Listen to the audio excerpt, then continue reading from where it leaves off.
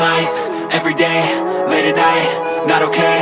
All I want, and I pray, all I need are some better days. Fuck me, I'm looking in the mirror, so foggy, but I've never seen clearer. I don't really think anyone can save me, and honestly I'm not really sure I want saving. I like to be my own worst enemy. There's no risk if you don't try at anything, so I'ma just keep buying everything. See you in the next life, have to be a better me. I don't think that my head's on straight, gotta flip it and grip it and go and get an x-ray.